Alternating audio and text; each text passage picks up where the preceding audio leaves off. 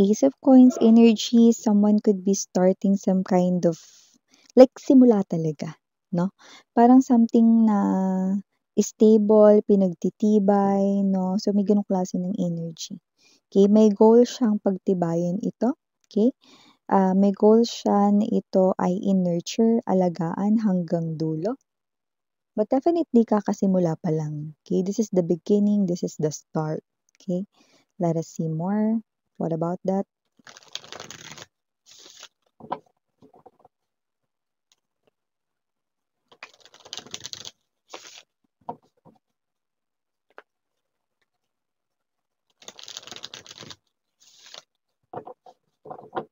But it looks like parang marami yung nag-e-enter sa kanyang mind.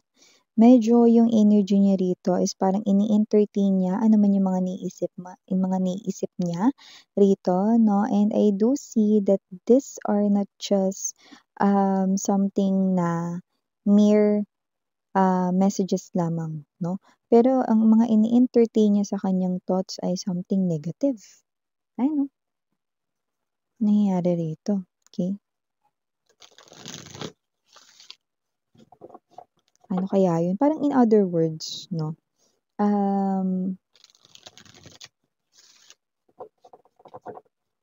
Parang yung mga naiisip niya is yung mga bagay na nagde-drain ng kanyang energy or nagpapahina ng loob niya. Okay.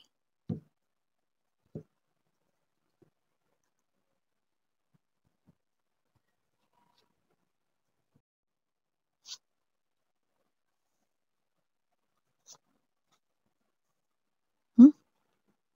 Someone right here is looking sa past. Hindi lang basta looking, parang nasa-stuck siya sa past, no?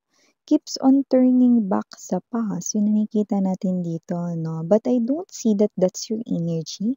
It's actually an energy here of an outside energy. Okay? Could be someone right here very strongly involved sa inyong life, no? Actually, no, I'm seeing right now na in my vision, no, there's this parang malaking pagsabog. I don't know what that is, okay? But it looks like a tower to me. So, maaring involved siya sa isa sa major na pangyayari sa iyong nakaraan. Could be part of your, hindi lang part eh, involved talaga siya ng malaki sa naging trauma mo sa past. Let me see who this is. Nuga kore. Okay.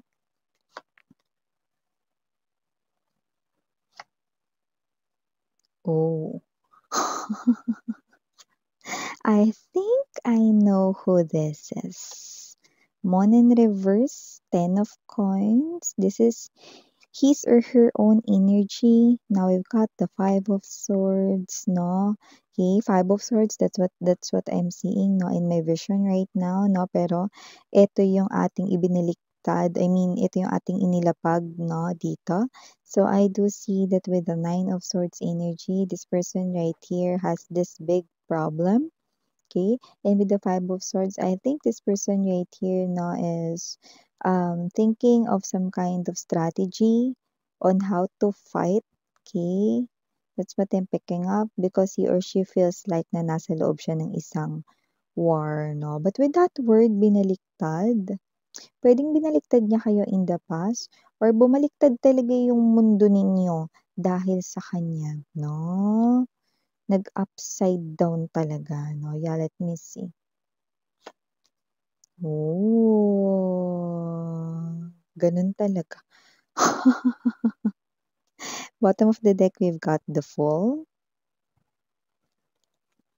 Yeah, look at that. Okay. And the 10 of swords energy. Papakita ko lang dito, no? Ito pala yung pinakapulot dulo ng lahat. Ang 5 of cups. 3 of swords energy. Look at that, especially this one, isn't it? No, this is so bothering right in here, no? 3 of swords energy. That's why this person is so bothered right now. Yes, timeless tayo dito, pero pwedeng mga babes, no, ito ay strongly nangyayari ngayon, no, and it keeps on going talaga rito, no. So before we dive more sa reading na ito, batiin muna natin ang lahat. Hi and hello there everyone. My name is Yan. Welcome new subscribers. Returning Eastern buyers, thank you sa inyong walang sawang love at support for me. At kung hindi niyo pa alam, mayroon pa tayong other channel, ang ating main channel, ang The High Priestess, kung saan hindi lang tayo nag-upload ng collective readings araw-araw for all signs, kundi dun nyo rin matatagpuan ang reading per zodiac sign. So yan mga babes, na pwede nyo i-check out yan. I-click lamang yung link down below. No? And syempre, ina-advisean ko rin kayo na para kayo ay updated kasi hindi natin alam what time of the day tayo mag-upload. But yeah, there's everyday reading naman. Pero para kayo ay ma-notify, just click that notification bell, no? And para magawa nyo yan, okay? Pwede kayo mag-subscribe sa channel. Okay? At syempre, wala tayo ditong gender. Pakatandaan nyo yan. Babae, lalaki, LGBT, lahat tayo welcome. I-remind ko na rin kayo no, na timeless tayo dito. But for a lot of you, nangyayari ito sa kasalukuyan. Actually, nagsimula itong mangyari matagal na. Okay? Nangyayari pa rin ngayon. So, just take only what resonates, okay? So, everybody may free will kayo if you want to claim the messages or not. Okay? So, nakikita ko rito tumbukin na natin. Ang outside energy na to ay walang iba kundi ang third party ng person mo. Ang tagal na. Yan no, nasa kanya na nga yung person mo rito mga babes no. Pero hanggang ngayon, Five of Cups, Three of Swords, hanggang ngayon pinagseselosan niya pa rin kayo. Ayun no. Tapatan, no? Nine of Swords energy, no? Six of Cups. Hanggang ngayon, ang tagal na. Pinagseselosan pa rin kayo ng third party. Nasa kanya na nga yung person mo. Matagal nang sumakabilang bahay dito, no? So, pwedeng live-in sila or siya na ngayon yung girlfriend, boyfriend, no? Yan, matagal na nangyari ito pero hanggang ngayon, the third party keeps on looking to the past. Hanggang ngayon, hindi niya pa rin dito maiwan-iwan yung past, no? Nagho-hold pa rin siya ng grudge sa inyo, no? Hanggang ngayon, no? Hindi pa siya napapagod. Patuloy pa rin siya ritong lumalaban, no? Sa past rito, no? So, kung sino man tong third party na to, no? With the moon in reverse energy, Ten of Coins right at the center of the reading, no? This is what this third party wants. Nagsisimula na kami bumuo ng masayang pamilya daw, yan 'no. Puwede rin kasi na may anak na sila or whatsoever 'no, or nagsa-start na sila rito 'no, na puwedeng bubuo ng family, puwedeng wala pa silang anak, na iba LGBTQs 'no, parang nagsisimula na sila rito 'no, na magsama daw ng mapayapa 'no. Pero ang kalooban at lalong-lalo na ang konsensya or isipan nitong third party 'no, ay magulo. 'No? Nababagabag siya rito 'no, sa walang kakuwenta-kuwenta ritong dahilan, 'di ba? Nakita ko rito napakatagal na nito, yung iba dekada na ito, yung iba ilang taon na ito 'no, ang tagal na nito. Nasa kanya na nga yung person mo pero pinagseselosan ka pa rin niya, ano ba naman 'yan? Ibig sabihin nakikita ka pa rin ng third party na isang 101% threat, sweetheart, 'no? Okay, threat sa kanilang pagsasama, bumubuo na raw sila ng masayang family, ano? Bumubuo na raw sila ng kanila ritong forever, 'no? Ano man yung gender, babae, lalaki, LGBT, just take how this resonate, 'no? Nasa kanya na, 'no? Pero nababagabag pa rin siya rito. Yes, mga babes, 'no? Okay, bumabalik-balik pa rin sa kanya rito, 'no, ang multo ng kahapon. Ito kasi 'yun 'pag may hindi ka kasi magandang ginawa, okay, mumultuhin ka rin ng sarili mo rito, 'no, na fear, 'no. Parang ikaw 'to natatakot siya sa sarili niyang multo, gano'n yung nakikita natin dito mga babes, 'no. And with this Four of Swords in reverse, hindi makahanap ng kapayapaan sa isipan lalo na 'no, sa isipan niyang third party na 'yan 'no. Alam mo yung energy na parang everyday natatakot siya, 'no. Kaya nakita ko rito puwedeng 'di na 'to nagsusuklay, eh, tignan mo naman yung buhok niya. Hindi makapagsuklay 'no, magulo yung buhok 'no, buhaghag, 'yan 'no. 'Yan oh, 'di ba? Dito rin, tignan mo naman 'yan. Oh, 'di ba? Kaya kung sino man 'tong third party na 'to na mukhang minumulto siya rito ng sarili niya ritong ginawa way back before, 'no? Might be may pang-aagaw na nangyari, 'no? Yeah, I just heard, 'no, pang-aakit, 'no? Okay, pang-aagaw na pang-aakit yung ginamit, 'no? Just take how this resonates, 'no? Okay, but yeah, thank you spirits, 'no? And yeah, moving forward here, nakita rin tayo ng energy rito, 'no, na parang, yeah, mga babes, 'no, ito siya na natatakot siya rito na one day bigla na lang umalis yung person mo rito 'no, sa kanya, iwanan siya at magbalik sa inyo, yun yung pinaka kinatatakutan niya. Tignan mo yan 'no, hina-hunt siya ng sarili niya ritong multo 'no. Kaya naman kung sino man 'tong energy na 'to, malinaw na malinaw na siya talaga dito mga babes 'no, ang pinuntahan ng person mo dati. Siya talaga ang major na talagang naging pinakamalaking, bahagi 'no, ng iyong trauma rito 'no. Iniwan kayo 'no, inabandon na kayo ng inyong person right in here 'no, with your sugatan heart 'no, with everything right here na I'm seeing you begging, crying, okay, para hindi niya kayo iwanan dati 'no, for this kind of reason na napakawalang kuwenta. 'No, sumama siya sa iba rito, 'no. Tapos yung third party sumama na nga sa kanya pero ano ba naman 'yan, hanggang ngayon 'no pinagseselosan pa rin niya kayo 'no. Wala na nga kayong communication nitong person ninyo, eh, 'di ba? Pero kayo pa rin yung pinagseselosan ng third party, the third party is holding grudge right in here 'no.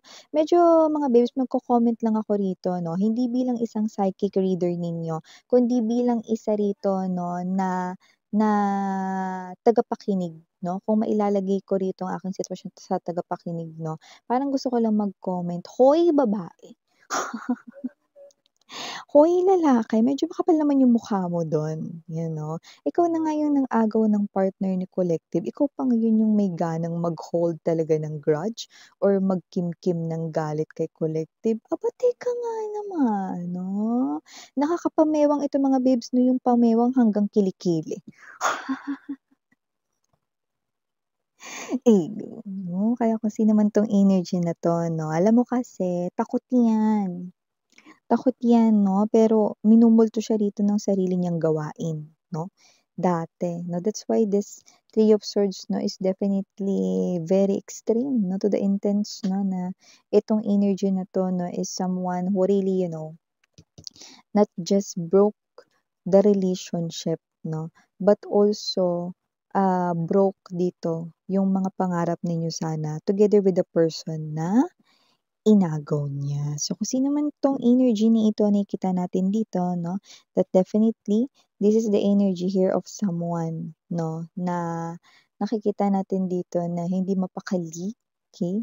Parang meron siya ritong energy na anytime 'no, puwedeng baka mawala na lang dito yung pinapangarap niya rito na pagsasama nila forever or yung happy family na ini-envision niya rito, which is yun nga yung pangarap mo way back before sana together with your person 'no, pero yun nga 'no, yun yung pangarap niya ngayon at see, 'di ba nararamdaman niya ngayon yung fear ninyo way back then 'no, na anytime na is puwede na kayong iwan ng person ninyo which is nangyari nga 'di ba? But here, kay I do see na kahit nasa poder niya na ngayon yung iyong person 'no, nakita pa rin tayo rito ng energy na itong person na ito 'no is meron ditong malaking fear, galit siya rito. 'No? Actually, may energy siya rito na hindi lang siya galit sa inyo, galit rin siya kay universe, 'no? Kasi may energy siya rito na parang sana pinagtagpo silang dalawa, 'no, nung wala pa kayo sa eksena, 'yan, 'no? Para hindi siya maging ganito na parang nababalisa rito at parang, namomroblema. Ang kapal ng mukha 'no, sinisip pa si universe 'no? Ayus-ayusin niyo yung pananalita niyo 'no, dahil nakikita natin dito mga babes 'no, okey? Universe is always responding, okey?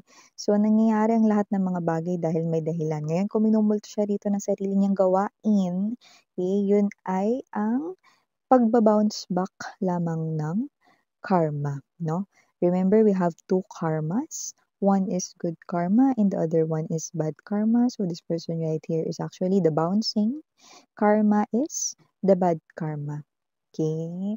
So, hindi siya tuloy ngayon makatulog ng payapa 'no, parang yung energy mga babes na parang gusto niya na lang ditong dilat siya rito 24/7. para mabantayan niya yung person mo na 'yan 'no, kasi nga eto na raw yung nangyayari sa kanila 'no. Nagsisimula na raw sila rito 'no, na bumuo ng happy family or nagsisimula na sila rito sa kanilang road to forever 'no. So in short, ayaw ka nila rito na umiksena or makasira, 'di ba? Ang jups ng fes, 'di ba?